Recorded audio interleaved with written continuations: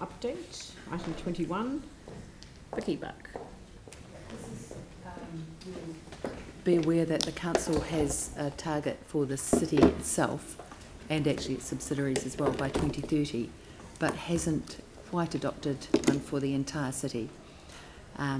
So it's got to be by 2050 for your climate change measures, but what we're considering is bringing that forward, and this is basically the process that we're working through. This involves some mood survey that these guys will tell you far more about, and then a strategy, and then it will also involve, won't it, a series of actions that that we will do. And I've actually invited both the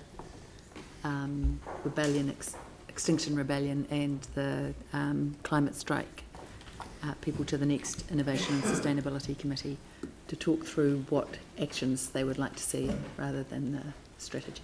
And we have the date of that because it might be helpful for the live streaming that you say the date of that meeting. May 12th. 20? No, there's two in May. One's the carbon forestry update. Yeah, I think it's May 12th, but right. I'll check. Okay.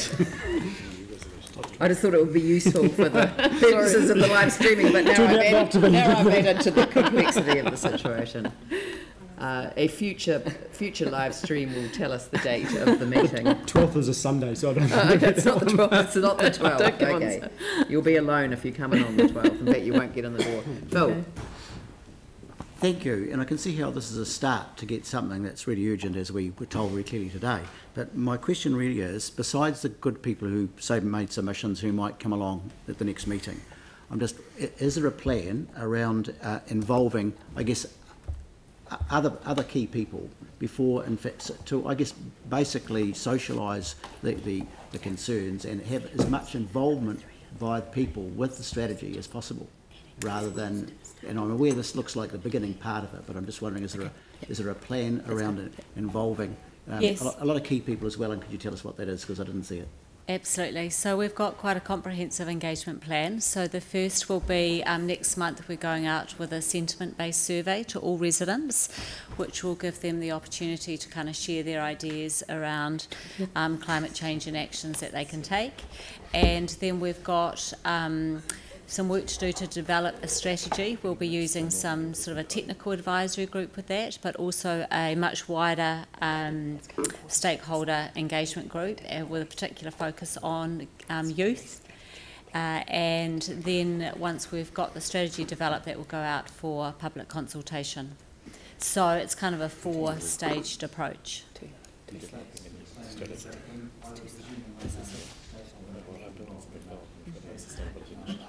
Yes, yeah, absolutely. So involve iwi as well. Okay, Glenn? Thank you. Were you here for the public participation? I was, yeah, great. Absolutely. Was there anything from that that you feel has slightly altered the, I don't know, about the approach? You've just talked about the stakeholder with youth, but, you know, any emphasis or any slight shift within? I mean, it was great to hear from both Extinction Rebellion and the youth. I think their sort of urgency and passion came through.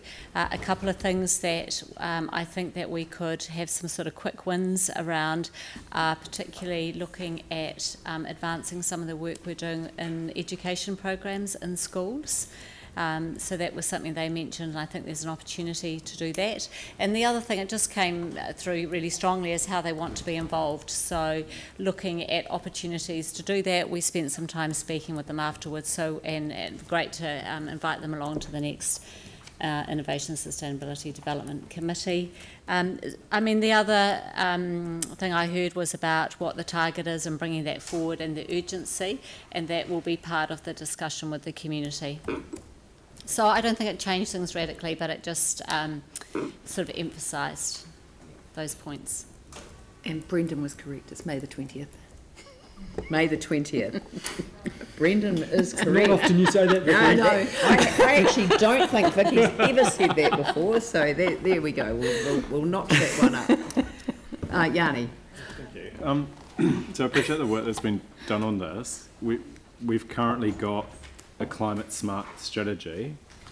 And what I can't see is where the report is around what's been achieved from that document. Is there a document that kind of draws in what we've said we're going to do in terms of that action plan and where things have got to?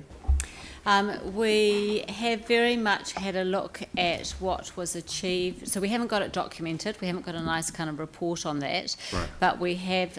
We've still got the author of that, Tony, and so we've been working with him to kind of take the lessons from that, what worked well, and what were some of the things that we need to do differently.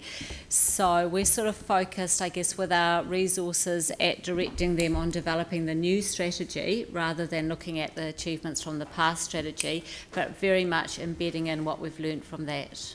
It's just that there's a whole bunch of stuff in there that's actually really good, that lots of thought has gone into, that, like, take the versatile soils or the, you know, protection of our land for growing productive land. That's really key to district planning, land use planning. And yet we just don't seem to have had any action on that at all that's visible. So when we heard the presentation this morning, I mean, it really struck a chord with me around people talking about the ability for people to get food, for example. We've identified that as a work stream, as a high priority, and yet we've seen it's very hard to see any what work's actually been done in that field. So there has been work done on that, and I need reminding of that's the work that Tony's been doing. Is that with sort of the gardens and things in community? So if you take the FUDs, the Future Urban Development Settlement Pattern, like if you read the planning context in there around things like versatile soils and local food production, it's quite against what I would have thought a sustainable climate change approach would be. We'll certainly be looking at the various actions in there and how they can be incorporated into the strategy and our implementation. And here's Tony. You're right. We could do far better on that particular aspect of that strategy. That's an issue for all of New Zealand, actually, because the rules around protecting those soils have been Slack. they've reduced the strength of those rules. So we're looking through the district plan. We'll need to boost those so we have greater protection of our productive landscapes. At a governance level, what I want a sort of reassurance of is if we've identified something as a high priority, the work gets done. And that's what we did in the last strategy, and it hasn't been done. We've got a new process underway that doesn't go back and look at report against the existing strategy, that develops a new strategy. So I think just having some confidence that the things we identify, that we spend lots of time and resources developing as priorities, are getting done is really critical here. So I just don't quite know how that's going to be done. Well, we'll certainly have mechanisms within the action plans to report progress against those. The other thing, I think, just to answer that, is that this is the strategy of, do we aim to be a carbon neutral as a city by 2040, or maybe after this morning even earlier, or what? But then along the whole plan is a series of action plans, and that's the part that I find much more interesting than the strategy as a whole, I have to say, because that's the actual doing of things that will make a difference in our carbon emissions for both the City Council and for the city as a whole, and how do we help other people actually reduce their carbon emissions, businesses but individuals as well, and how do we involve the community in doing that. So that's the part that's actually, like you, I find most most direct and interesting and of most immediate impact. But in terms of as a city, we have to decide, because we've seen some of the costings, we haven't got the total ones for 2040, what do we do as a city about our carbon emissions? 2025, which is what the groups this morning were asking, for the city as a whole. You want to go for that? There's really good impacts of that, but you need to be aware of all of the things when you're making that decision. Do you want to go to 2035? Do you want to go to 2040? Those are the decisions that we have to make. And there's a sentiment survey going out this month, isn't it? Yeah, at the end of the month, in terms on the 29th. Of asking people. Exactly. Yeah. Which will help a little bit. But there's no way we can take our foot off the pedal on the action plan. It just has to be from now on action, and every building that we build has to be built for sustainability. But it's not. I know. I know it's not. And I guess the thing that I'm sort of struggling with is we've got a whole bunch of actions that are really good, like the climate smart, strategy actually has a whole bunch of actions that are really good. So I just don't quite understand if they're all just being sort of put to one side or how they're being incorporated. We're not going to lose those. We're certainly looking thing. very closely at what's in there and what is incorporated into current and future action plans. Right, so maybe under 2, you could make reference to that strategy. And maybe that will give me comfort that we're not just tucking it out. Sorry, which one? My understanding is that the climate smart strategy has been in the work program and people have been acting on the stuff Absolutely. that's been I mean, in there. it's a current strategy So that's still a live. current strategy that's Absolutely. live. I mean, that was Yep. from 2008 to 2025. That's right. And that's So why we've it's- seen so many of the actions that are already taking place. Yes. My understanding, though, is that one of the key things that it didn't do, and I don't know why because I wasn't involved at the time, is it didn't set an actual target. That what it wanted to do was just to lower emissions. That's correct. Yeah, Yes. it didn't have a... Yep, yeah. that's a fair So point. So the action was to lower emissions, but it didn't say to get to net. Yeah, it did, that's right. But there was no target. Yeah. Yeah. So that's what we're developing as part of this, but also that this strategy will deal with both mitigation and adaptation. correct. Yeah. Phil? I'm pleased to hear what I am hearing, say, in terms of how, and I'm aware this is sort of the initial part, but I think clearly, and I think what will ensure that we actually achieve the goals for this should be having a wide group of people who are part of this. They'll make sure, I'm sure, that council will put our money where our mouth is. So, and the other part too, though, and I agree with where Yanni is coming from. Clearly, the whole climate change thing has to be done in a holistic way, and any strategy or implementation or action plans clearly have to be aligned with all of the other work the council does. Otherwise, we would be wasting our time. And I know no one wants to do that, but I think that's where getting this whole strategy and implementation part getting it together is really, really important.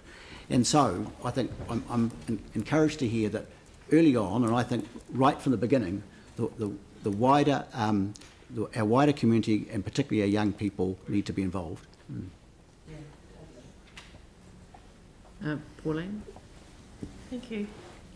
Yes, following on from that holistic comment that Councillor Clearwater made, I was wondering, if as chair of the Infrastructure, Transport and Environment Committee and having reference to climate change in our terms of reference, that perhaps I could be invited to be part of the group.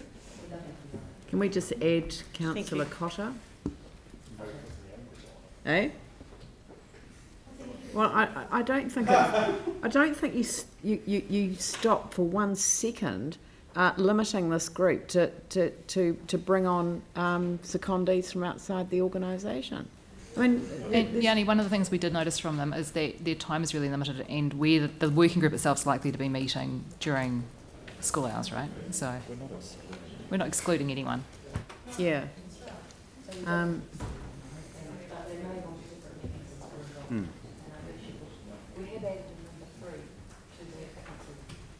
Yeah, so recognising the urgency of the climate crisis established by September 2019 and a net carbon neutral target for Christchurch as a whole. And I mean, I don't know whether you want something specifically in number 2 that just says to engage with the wider community, you know. Well, we'll sort out whether that's through this group or the whole innovation and sustainable. Oh, I see. Right. Okay. All right. All right. So you're moving it, Vicky, and seconded. Sorry. Yeah. I'm just wondering if it's appropriate, seeing as we're creating a working group, to appoint a chair to that working group.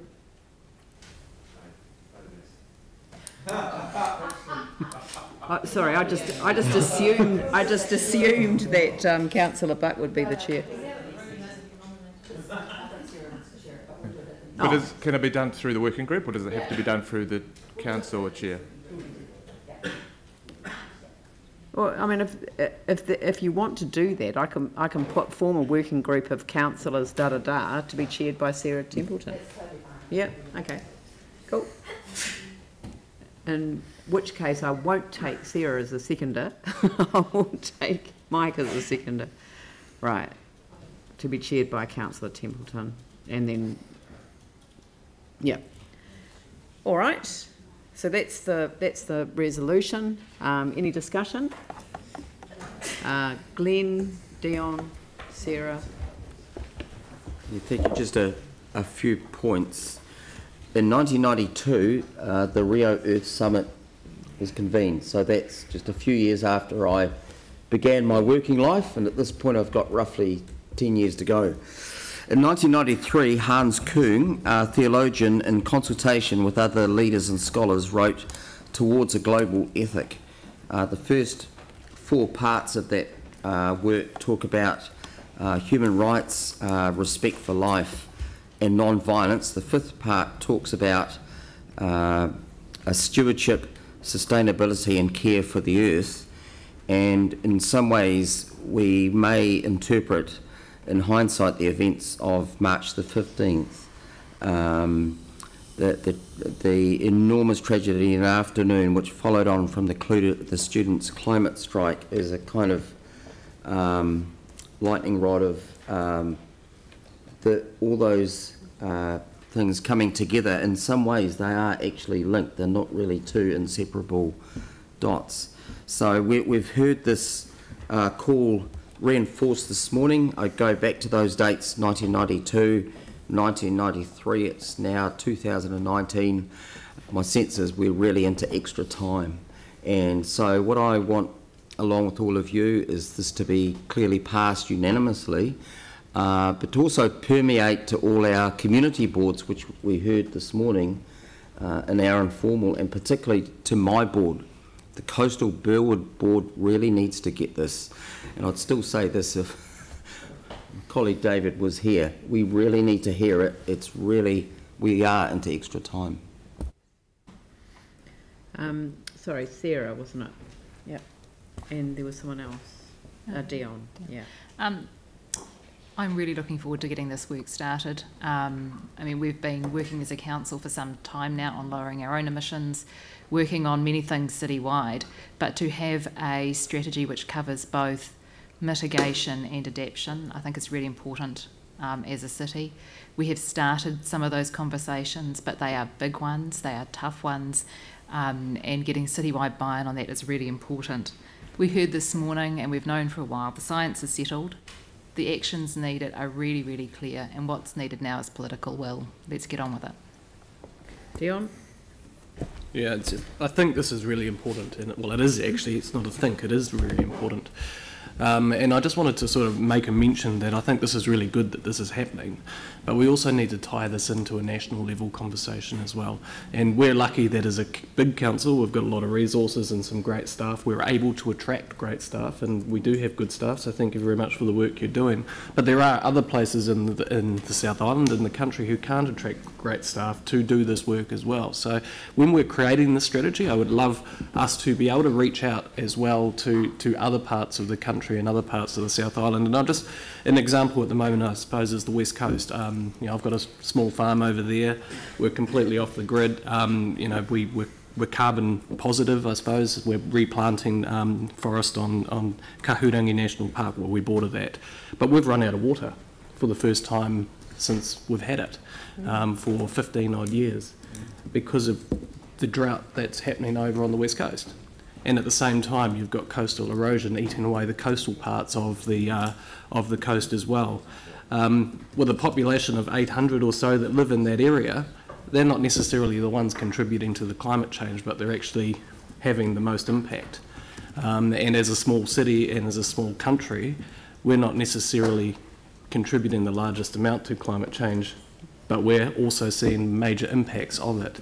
So I think the leadership that we need to show in this, and actually we need to be more inclusive of how we start adapting and actually leading the conversation. So I think this is going to have a really good conversation starter for a lot of people, but I would like us to reach out as well. Thank you. Yanni? I think, you know, it's really important as a council that we spend energy on action rather than on just reinventing history or reinventing the wheel. There has been a lot of work go on through this council around actions that we can take, and I look forward to those progressing with a sense of urgency. And hopefully this new structure will give an ability for that to be done, that the actions are either done and reviewed, or they're actually, if they're not happening, then we find out why. That would be really useful. But the thing that struck me about this morning's deputations is that some of the key people that should be involved in the key sustainable land use planning decisions of our city and region are not having their voices heard.